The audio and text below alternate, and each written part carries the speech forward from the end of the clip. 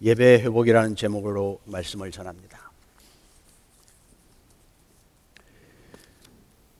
북왕조 이스라엘이 아수르에 의해서 나라가 망한 이후에 남쪽 유다마저 바벨론의 침공을 받고 있던 어려운 때에 젊은 왕 요시야는 나라의 위기를 믿음으로 극복해냈습니다.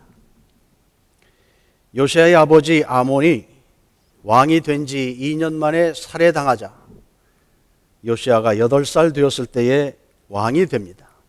그리고 31년 동안을 통치하게 됩니다. 그의 나이 16살이 되자 하나님을 찾았습니다. 20살부터 6년 동안 나라의 모든 우상들을 제거하고 신앙의 회복을 위해서 일했습니다. 50년 전에 여로보암 2세가 세운 산당들, 방치되었던 우상들을 다 제거해냈습니다. 그가 26살이 되었을 때 성전을 보수하는 작업을 합니다. 그리고 유월절을 지키게 합니다. 하나님 앞에서 바로 사는 일들을 위해서 함께 노력했습니다. 성전을 보수하다 보니 성전 창고에서 모세가 전해준 율법책을 발견하게 되고 왕은 옷을 찢고 하나님의 말씀을 잊고 지낸 것을 하나님 앞에서 철저하게 회개했습니다. 그리고 선지자 홀다에게 하나님의 뜻이 무엇인지를 물어봅니다. 선지자는 우상 숭배하는 그 나라를 하나님이 징벌하시고 심판하실 것이라는 재앙의 소식을 예언해 줍니다. 왕은 이 선지자의 말을 듣고 유다와 예루살렘의 장로들과 제사장들과 레위인 그리고 고의 관료들, 백성들을 다 불러 모읍니다. 언약책의 모든 말씀을 읽어 무리들에게 들려줍니다. 그리고 마음을 다하고 목숨을 다하여 여호와를 순종하고 그의 계명과 법도와 율례를 지켜 그 책에 기록된 언약의 말씀대로 살겠다는 약속을 받아냅니다. 역대하 34장 33절을 보면 이와 같이 요시야가 이스라엘 자손에게 속한 모든 땅에서 가증한 것들을 다 제거하여 버리고 이스라엘의 모든 사람으로 그들의 하나님 여호와를 섬기게 하였으므로 요시야가 사는 날에 백성이 그들의 조상들의 하나님 여호와께 복종하고 떠나지 아니하였더라 말씀합니다. 그들이 하나님의 말씀을 듣고 회개한 증거가 나타났습니다. 바로 예배의 회복이었습니다. 유월절을 지키는 것이었습니다. 왕은 어린 양과 어린 염소 3만 마리, 숫소 3천 마리를 내주어 유월절을 지키게 했습니다. 우리가 아는 것처럼 유월절은 하나님의 구원의 역사를 기억하고 후손들에게 하나님이 우리를 죽음에서 구원해내셨다는 소식을 가르치고 전하게 하는 중요한 절기였습니다. 하나님의 백성이라는 정체성을 유지하게 하는 하나님 앞에서 지켜야 하는 절기였습니다. 그런데 이 절기가 출애굽 이후에 가나안 땅에 도착하여 길갈에서 할례를 행하고 유월절을 지키게 했던 여호수아의 기록, 그리고 후에 히스기야 때, 그리고 지금 요시야 때 유월절을 지켰다는 기록을 찾아보게 됩니다. 유월절을 지켜 하나님과 관계를 다시 새롭게 하고 믿음을 회복했다는 것입니다. 여러분, 이상하지 않습니까? 그렇게 율법을 중요시 여기고 하나님의 백성으로 살던 사람들이 정착하여 가나안 생활을 하면서 또 왕들이 생겨나서 나라를 통치하면서 하나님의 말씀대로 살지 못했다는 역사를 보게 됩니다. 백성들이 믿음에서 떠나고 우상을 숭배하게 된 이유가 도대체 무엇일까요? 그들이 하나님을 정말 떠난 것일까요? 그처럼 중요한 유월절을 왜 계속 지키지 못한 것일까요? 성경의 기록에 3번밖에 찾아볼 수 없다는 말입니다.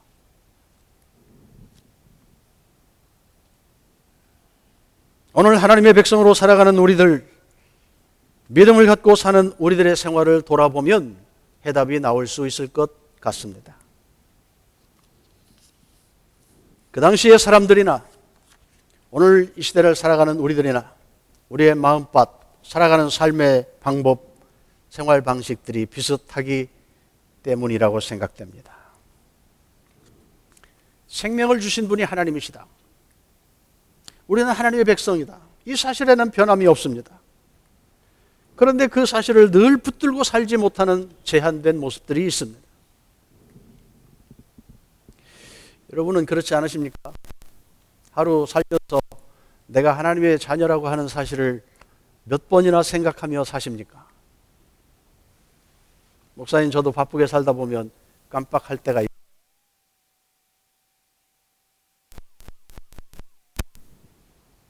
여러분, 사사시대의 기록을 보시면 많은 사사들이 일어납니다. 사사가 등장하는 때는 나라가 어려울 때입니다. 하나님의 심판의 매를 맞고 있는 그때입니다. 백성들은 회개합니다. 기도합니다. 하나님께 돌아옵니다. 하나님이 그래서 사사를 세워서 하나님의 뜻이 무엇인지를 알게 하고 돌이킬 수 있는 방법을 제시해 주는 것입니다. 문제가 해결됩니다. 그러면 그 믿음이 오래 가는 것이 정상일 터인데 그렇지 못했습니다. 이것이 그들만의 문제인가요?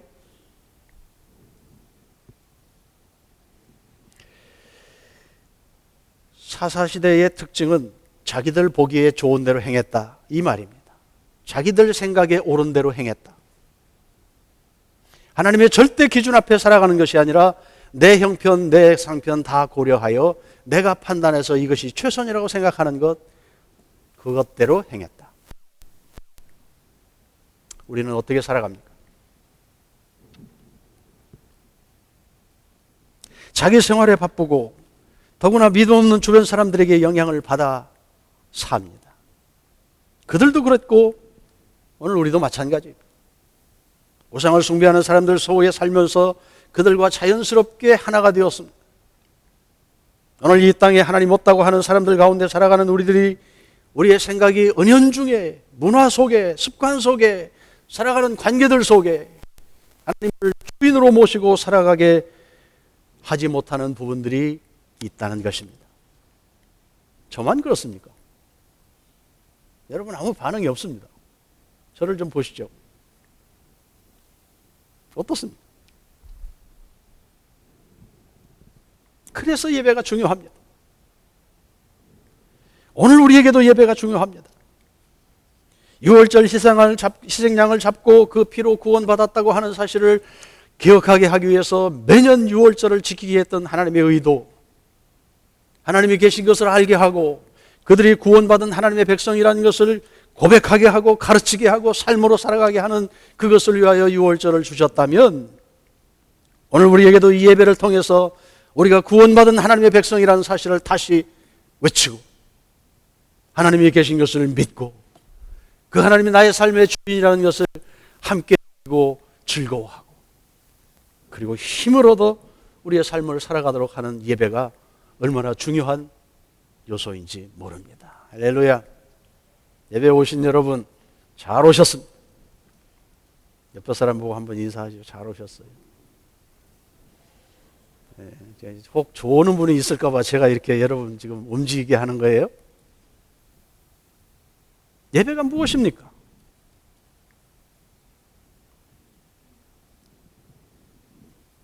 도대체 예배가 무엇이기에 그 예배가 그렇게 중요하다는 거예요. 여러분 우리의 신앙생활을 이렇게 돌이켜보면 우리의 예배가 감격이 있고 감동이 있고 왠지 하나님의 은혜가 내 마음속에서 절절히 느껴져서 이거 제일 대표적으로 나타나는 것이 눈물이잖아요. 하나님 감사해요. 감사해요.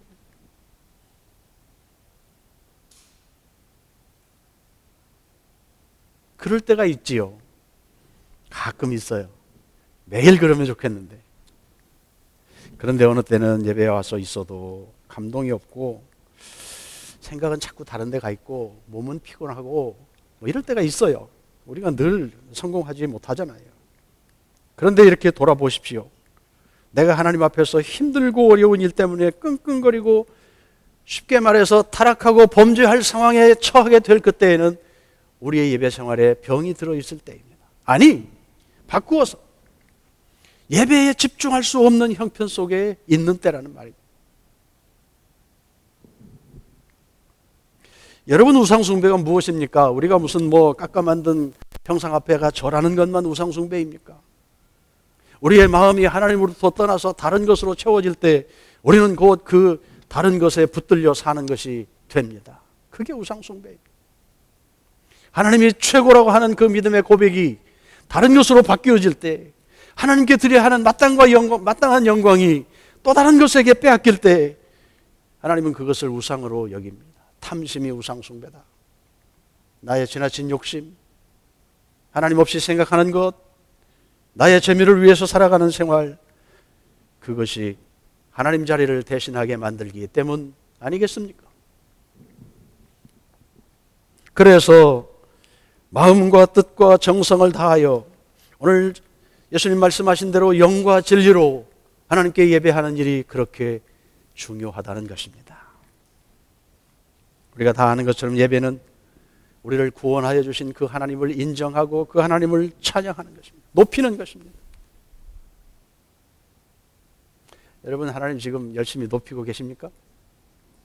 예배 가운데 앉아서 여러분의 마음속에 여러분의 영이 성령과 함께 그 하나님이 나의 삶의 최고이십니다. 하나님 감사합니다. 그렇지요. 이렇게 따라오고 있습니까? 그래서 예배는 늘 감사와 영적 감동이 있어야 합니다. 근데 이것이 자연스럽게 되면 좋겠는데 그렇게 안 되잖아요. 여러분, 우리가 구원받은 것을 생각해 봅시다. 하나님의 일방적인 은혜입니다. 하나님이 하신 일입니다. 내가 그 구원을 위해서 한 일이라고는 고작 말씀을 들려주는 그 말씀 듣고 수긍하고, 그렇지요, 내가 그 예수님 믿겠습니다, 내가 의지적으로 예수님 따라가겠다고 결단한 것, 결정한 것, 그거 하나예요. 여러분, 이 결정 다 하시고 여기 계신 거죠? 그저 남편 때문에, 누구 때문에 와서 앉아있는 거 아니잖아요. 그런데 엄밀히 따져보면요, 그 결정조차도 사실은 하나님의 작품이에요.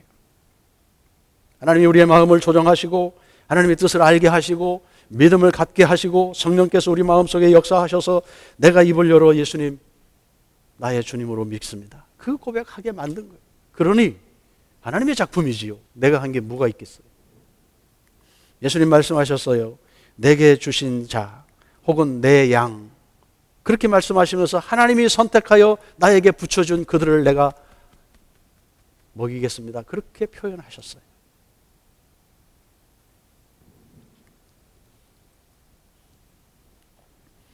또 영생을 주시기로 작정된 자는 다 믿더라.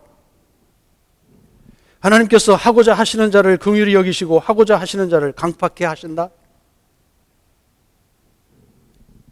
이런 말씀들을 보면 구원은 전적으로 하나님의 주권에 속한 문제입니다.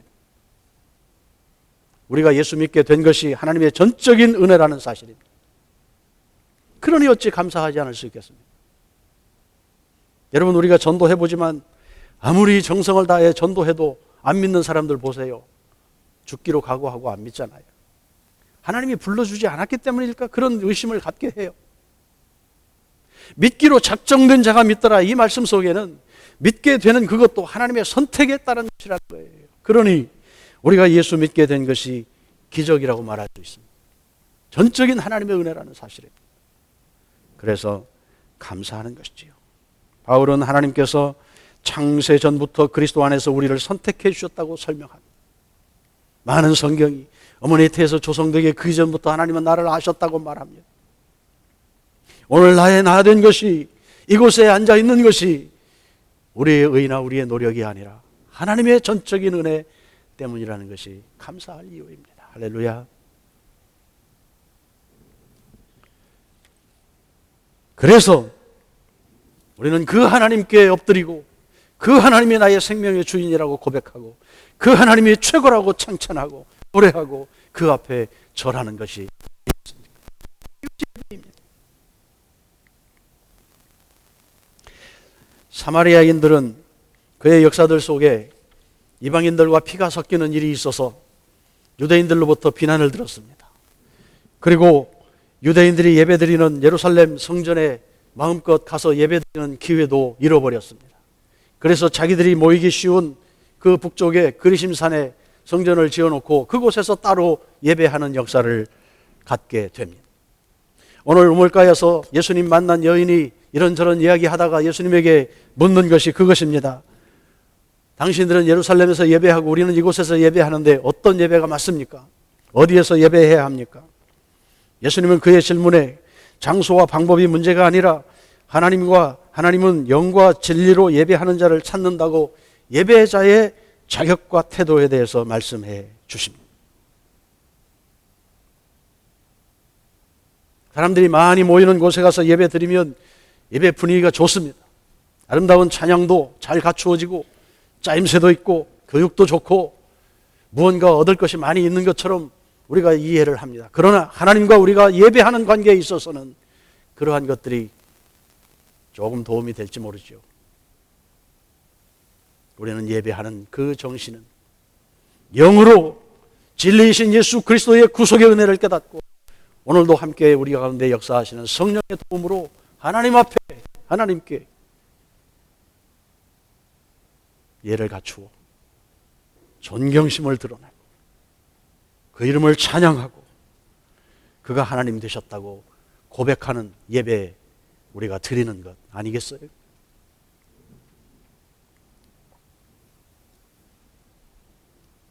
그래서 하나님이 받으시는 예배는 예수 그리스도를 통하여 새롭게 거듭난 사람이 성령의 도움 가운데 영이신 하나님을 만나는 것입니다. 이 예배 가운데 계시는 하나님을 만나는 것이 예배입니다. 여러분 오늘 하나님 보셨습니까? 오늘 예배 오셔서 하나님 만나셨어요? 아직 못 만나셨어요?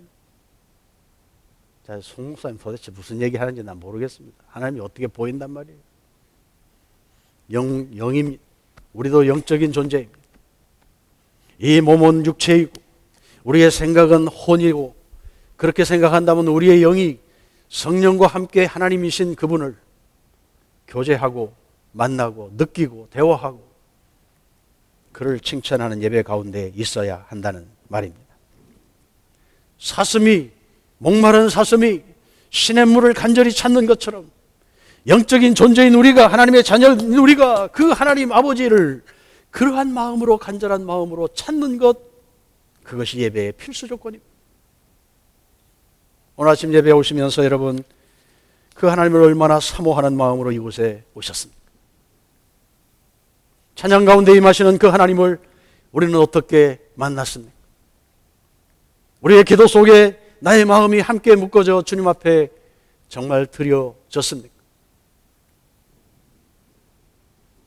모든 관심과 우리의 마음을 하나님께 드리고 그를 높이는 것 그것이 예배입니다. 하나님은 자신을 간절히 찾는 자를 만나 주십니다. 그래서 상한 마음, 회개하는 마음으로 예배하는 예배자를 찾으시는 거예요.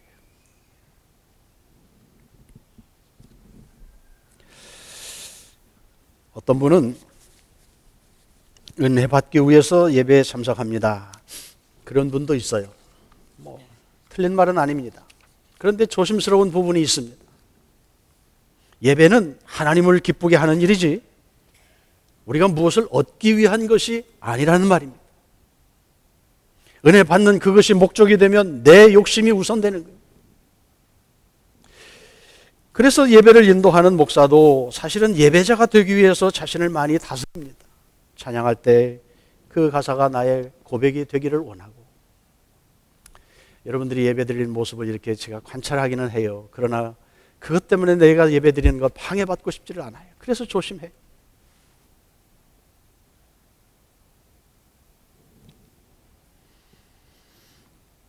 어떤 분들은 회중 찬양을 인도하는 사람이 너무 마이크 가까이 대고 목사가 혼자 노래해버리면 회중들이 예배하는데 방해받습니다. 그래서 회중 찬송을 부를 때는 목사는 한 걸음 뒤에 서서 조용히 찬송을 인도하는 것이 좋습니다. 그렇게 어드바이스 하는 분들도 있어요. 우리가 함께 하나님 앞에 예배를 드리는 것이기 때문에 그렇습니다. 만약 우리가 무슨 콘서트라면 당연히 이 앞에서 찬양 인도하는 분들이 목소리를 크게 내야죠. 멋있게 해야죠. 그러나 그것보다 더 중요한 것은 하나님 앞에 우리가 드려진다고 하는 그 하나님 앞에서의 예배. 그게 더 중요한 거 아니겠어요? 봉사도 마찬가지입니다. 내가 이 교회에 무슨 일을 합니다. 어떻게 수고합니다. 예, 중요하지요. 그러나 그것이 하나님께서 받으실 만한 예배자의 자세로 겸손함으로 하나님을 높이는 자세로 봉사하는 것, 그것을 하나님이 더 기뻐하지 않으시겠어요? 일 잘하는 사람은 얼마든지 있어요. 그러나 우리의 마음이 하나님께 가 있어서 죽게 하듯 하는 그 일들을 하나님이 받으시는 봉사가 되는 것입니다. 그래서 은혜 받는 것, 그것도 하나님을 바로 예배하는 사람에게 주시는 하나님의 선물이지 그것 자체가 목적이 될 수 없다는 것 우리가 생각해 보아야 합니다. 어느 분은 예배에 와서 앉아 있으면서도 다른 일에 마음을 빼앗기는 사람들이 간혹 있습니다. 내가 가스불 끄고 왔나? 나이 드니까 그게 자꾸 생각이 나더라고요. 혹은 지도자 격에 있는 분들이 그러기 쉬운데 오늘 우리의 예배가 정말 잘 드려졌나? 예배를 평가합니다. 김 집사가 예배 왔나? 우리 구역 식구들이 예배 왔나? 뒤돌아봅니다. 우리 그렇잖아요. 그게 나쁜 건 아니죠. 그러나 정말 예배자로 우리가 하나님 앞에서 예배할 때는 그 예배에 온전히 집중하여 하나님을 만나는 간절한 마음으로 하나님 앞에 드리는 예배가 되어야 한다는 것입니다. 교회에 처음 오시는 분들은 예배에 갑시다 그러면 극장 가는 마음으로 예배에 구경 간다 혹은 예배에 참석한다, 프로그램 진행이 어떻게 되는지 예배에 함께 하는 것이 예배인 줄 압니다. 그렇잖아요. 우리도 그랬어요. 그런데 여러분, 사실 예배에 참석하는 것이 예배는 아닙니다. 그죠? 예배 가운데 계시는 하나님을 내가 개인적으로 영으로 만나고 교제하고 하나님의 의중을 묻고 그렇게 관계가 형성되지 않은 예배는 예배에 참석했다, 예배 봤다 그렇게 말은 할 수 있지만 내가 하나님께 예배를 드렸다 그렇게 말할 수 없다는 것입니다. 예배에 참석하는 것과 예배를 드리는 것이 무슨 차이가 있는가 생각해 보자는 얘기입니다. 찬양이 나의 고백이 되고 대표 기도하는 분의 기도가 나의 기도가 되도록 함께 수긍하는 것, 그래서 아멘을 하자는 얘기예요. 여러분, 누구랑 얘기하는데 아무 대꾸 안 하고 들어주기만 하는 사람하고 얘기해 보세요. 답답해요. 그죠? 그래? 아이고 아팠겠다. 어떻게 해? 그렇구나. 이게 대화를 만들어가는 기교예요. 여러분, 사람과 사람 사이에도. 그러면 심플함이 나요. 하나님도 마찬가지예요. 하나님이 말씀하실 때도 마찬가지예요. 반응이 있어요. 기도자가 기도할 때 예, 그 기도가 내 기도입니다. 아멘. 주님 맞습니다. 아멘. 찬양을 하다가도 그 가사가 나의 가사가 되면 그렇지요 주님. 아멘. 아멘. 이게 예배.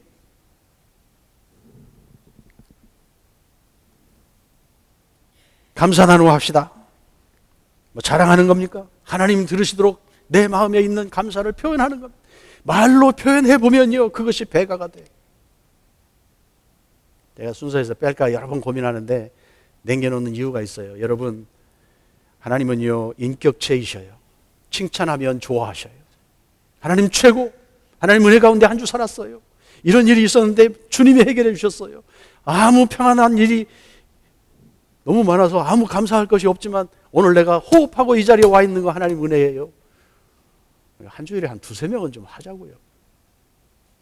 그게 격려가 돼. 하나님도 격려가 되고 우리 예배하는 우리에게도 격려가 돼요. 야, 저런 제목도 가지고 하나님 찬양하는구나. 나는 더 많은데.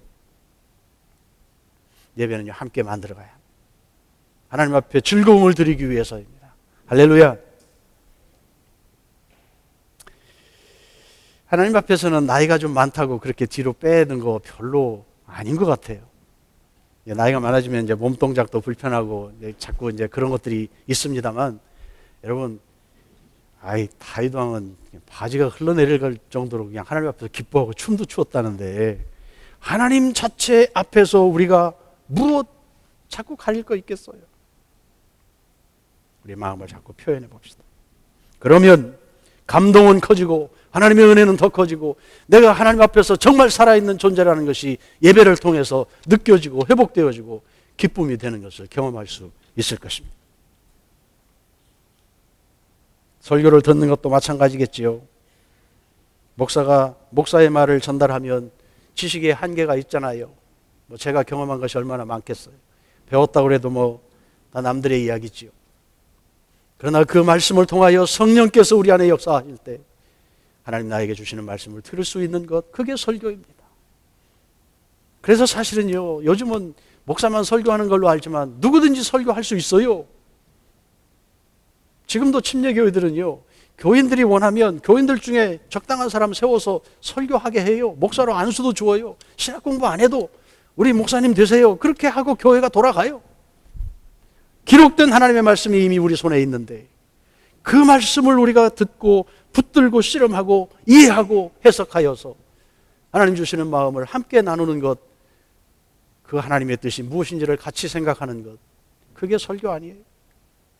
누구든지 할 수 있어요. 저 어렸을 때는 청년부에서도 설교 경시대회를 했어요. 설교 시합을 했다고요. 그래서 누구든지 나와서 5분 10분 설교하고, 야 잘했어, 몇 점, 잘했어, 네가 1등, 이런 것도 해봤어요. 예배를 너무 수동적으로 따라가는 예배만 드리려고 하지 말라는 의미에서 말씀을 드리는 거예요.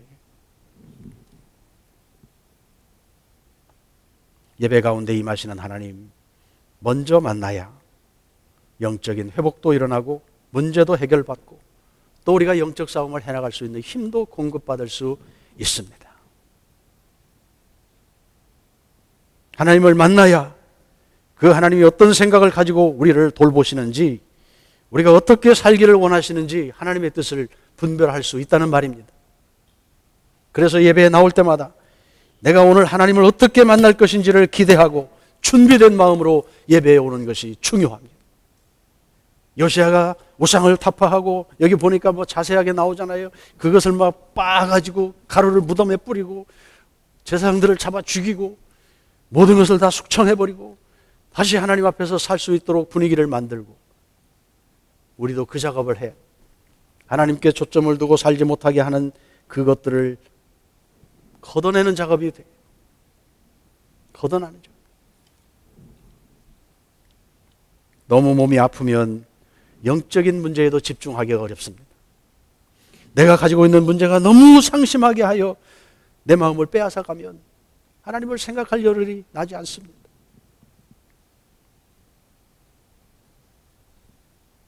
바울이 로마서 12장에서 우리의 몸을 하나님이 기뻐하시는 거룩한 산제사로 드리는 것이 영적 예배라고 했습니다.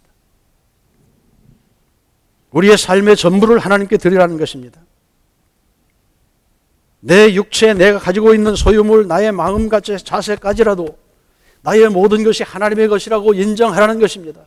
그 소유권을 내가 가지고 있다고 생각하지 말고 하나님께서 나를 주장하실 수 있는 분이라는 것을 인정하라는 것입니다. 거기서부터 시작합니다. 자녀들을 돌볼 때도 우리 그렇잖아요. 부모로서 책임을 최선을 다해서 하지만 손이 닿지 않는 부분이 얼마나 많아요. 사실은 부모들은 모르는 게 많아요. 옆에 사람들이 더 잘 알아요. 선생님들이 더 잘 알아요. 하나님께 위탁해 드릴 수 있는 믿음이 있어야 해요. 내가 일하고 비즈니스를 운영하는 건 내 마음대로 하지만 하나님께 맡기면 하나님이 해결해 주셔요. 오늘 아침에도 어느 한 분이 생각이 나서 인터넷을 뒤져봤어요. 제가 전도사 때 사실은 미국 사람 한 사람이 주는 월급을 받고 3년을 살았어요. 그분이 플라스틱 회사를 운영하는 사람인데 하나님께 51%의 회사 운영권을 주었대요. 그리고 자기는 49%를 운영한다고 생각하고 회사를 운영했는데 깨닫게 되었어요. 이 모든 것이 하나님의 것이다. 그래서 하나님이 나의 사업을 소유하시다. 그런 책을 냈어요. 여러분도 아시는 분들 많이 있을 거예요. 스탠리 템이라고. 이분이 세계 방방곡곡에 교회를 개척하고 사역을 위해서 자기 사업을 다 내요. 자기는 1%만 월급 받아서 사는 월급 사장으로 산대요. 한국에도 수백 개의 교회가 그의 자금을 통해서 건축되고 개척되고, 사역자들이 제가 일할 때만 해도 30여 명의 전도사들이 그 해에 가난한 교회, 개척하는 교회, 돈은 미국 사람한테 받고 가서 일은 그 교회 가서 일하고, 이렇게 3년을 일을 했어요. 보니까 100살이 넘었던데 아직 살아계시더라고요. 제가 2주 동안 그분을 모시고 교회들을 돌아다니면서 현장을 돌아보게 했는데 사진도 찍어드리고 같이 생활하면서 보았어요. 이 호주머니에 전도지를 넣고 다니면서 호텔 직원들에게 예수 믿으라고 전도하더라고요. 말도 통하지 않는 한국 사람들에게. 예수의 사람. 자기가 운영하는 회사 하나님 것이래요. 그런데도요, 그 조그만 자기의 월급을 받아서 사는 그 삶을 통해서도 하나님은 세계의 수백 개의 교회, 수백 명의 일꾼들이 한 해에 그를 통하여 함께 협력하고 하나님 나라를 일궈가는 일을 해요. 앞으로 기업을 할 우리 젊은이들이요, 이런 꿈을 좀 꾸면 좋겠어요. 그저 겨우 내 가족 서너 명 먹여 살리는 것, 거기에만 마음 두지 말고 세계를 움직이고 하나님의 손에 그렇게 쓰임받을 수 있는 큰 꿈을 가지고 하나님 나를 사용해 주세요. 내가 그렇게 헌신하여 살겠습니다. 이런 기도하면 하나님이 그렇게 사용해 주시지 않을까. 여러분, 교회가 몇 명이 모이는가가 중요합니까? 어떤 생각을 가지고 하나님 앞에 쓰임받는가가 중요한 거 아니겠어요? 제가 오늘은 뒤에서 수를 세봤어요. 오늘 몇 명 오셨는가. 자리가 좀 행한 것 같길래 세봤어요. 죄송하더라고요. 하나님 죄송합니다. 회개했어요. 30-40명 우리에게 허락하신 이 정예부대가 하나님을 그렇게 기쁘게 할 수 있다면 수천 명 모인 것보다 더 큰 일들, 하나님을 기쁘게 하는 일을 할 수 있을 텐데 우리의 예배가 회복되게 해주세요. 내가 하나님을 생각할 때마다 감격의 눈물이 나오고 그 하나님을 불러 예배할 때마다 내 속에 하나님을 향한 그 간절함이 새로워지는 예배 우리에게 허락해 주세요. 그래서 바울이 말한 것처럼 하나님이 기뻐하는 거룩한 산 제물로 내가 드려지도록 하나님 앞에 서는 것, 이 마음을 주십시오. 여러분, 제사를 지낼 때는요, 구약에 보면 짐승이 죽어야 했어요. 살아있는 짐승 안 드려요. 죽여요. 각을 떠요. 내장을 다 빼요. 더 이상 살아날 희망이 없어요.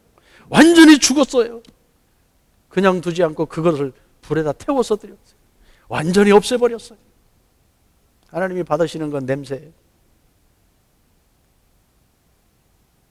우리가 하나님을 사랑하고 하나님께 드린다고 말하는데 정말 하나님께 드려지는 우리의 모습이 어떠한 모습일까? 나는 정말 각을 뜬 제물로 하나님 앞에 예배하고 있는, 나의 모든 것, 나의 있는 것, 이 모양 이대로 하나님의 것이라고 하나님 앞에 올려드리고 있는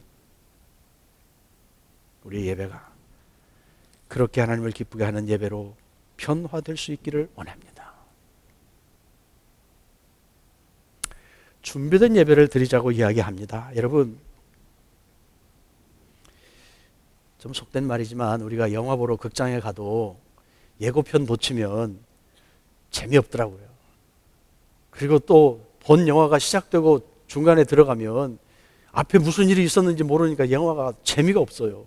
이해를 못해요. 무슨 말씀인지 알겠죠? 우리의 몸과 마음을 준비하자는 거예요. 주일날 아침에는 운동하는 것도 좀 쉬시고요. 너무 피곤하면 와서 좋으니까 하나님께 집중할 수가 없어요. 피곤하면.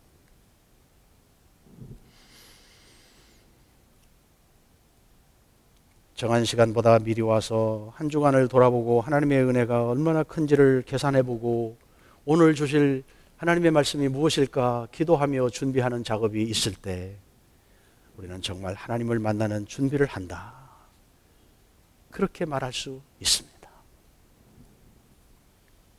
하나님을 만나는 기대를 가지고 예배에 오십시오. 하나님이 정한 시간에 이곳에 와서 나를 기다리고 있다고 생각하고 미리 준비하여 예배에 오십시오. 사소한 것 같지만 중요합니다. 내가 하나님 앞에서 예배를 놓치는 것도 문제이지만 공동체가 하나님께 나아가는 예배를 방해하는 요소가 된다는 것 기억하세요. 이게 무슨 말이야? 나 혼자 잘하면 되지. 아니요. 목사의 마음에 예배 시작할 때 조금 얼굴이 어두워질 때 여러분 보잖아요. 저도 그걸 감추지를 못하겠더라고요. 오셔야 할 분이 와서 앉아있지 않으면, 자리가 썰렁하면 하나님 앞에 죄송해요. 무슨 일일까? 왜 못 오셨을까? 뭐 바쁜 일 있나? 이러다가 보면 하나님께 집중하는 일이 방해가 돼요. 목사가 방해받으면 그 예배에 하나님이 영광 받으실 부분 손해보는 거 아니겠어요? 뭐 이런 거 우리가 다 아는 얘기인데 또 해야 되나? 하나님을 만날 기대를 갖는다는 것 무엇일까? 이건 매번 하는 것이지만 매번 중요한 것입니다. 어제 만난 하나님, 그것으로 만족하지 마십시오. 지금 이 순간에 나에게 말씀하시는 하나님을 만나는 기대가 있고 그 기쁨이 맛보아져야 합니다. 구원을 확신하는 믿음으로 성령의 도움을 받아 은혜의 보좌 앞으로 담대하게 나아가는 것. 우리가 예배할 때마다 맛보아지는 기쁨이 되기를 원합니다. 여러분의 예배의 승리는 생활의 승리입니다. 구원받은 자의 열매입니다. 하나님을 기쁘게 하는 지름길입니다. 요시야가 나라를 그렇게 영적으로 회복시켜서 하나님의 도움을 구했다면 오늘 우리도 우리의 예배 생활에 하나님과의 관계에 있어서 새롭게 되어지는 은혜가 맛보아지고, 그래서 우리의 삶에도 하나님 주시는 구체적인 눈에 보이는 증거들이 더 많아지는 신나는 일들이 일어날 수 있게 되기를 주의 이름으로 축복합니다. 기도하십시다.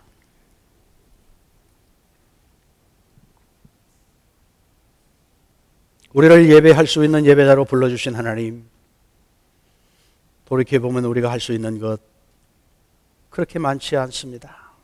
하나님이 허락하신 것이고 기회를 주셨기 때문입니다. 우리가 하나님을 아버지라고 부르고 예배할 수 있는 그것도 하나님이 우리에게 먼저 은혜를 주시고 초청해 주셨기 때문에 가능한 일입니다. 주님, 우리가 여기에 있습니다. 주님 앞에 서 있습니다. 이제는 우리의 마음과 몸과 영혼이 모두 다 하나님의 것이라고 고백하는 것처럼 그렇게 순간마다 드려지고 하나님이 받으시고 기뻐하시는 것 되도록 우리를 받아주시기 원합니다.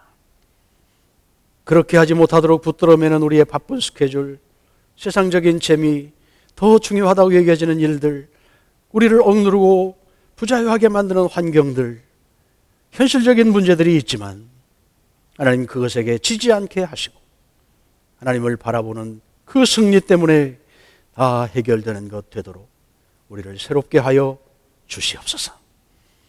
날마다 우리를 호흡하도록 인도하시는 하나님, 그 안에서 하나님과의 교제가 더 깊어지게 하시고 우리의 머리로만 하나님을 아는 것이 아니라 우리의 몸으로, 우리의 영으로, 우리의 모든 생활로 하나님과 함께하는 기쁨을 누리는 주의 백성들이 되게 하여 주시옵소서. 예수님의 이름으로 기도합니다. 아멘.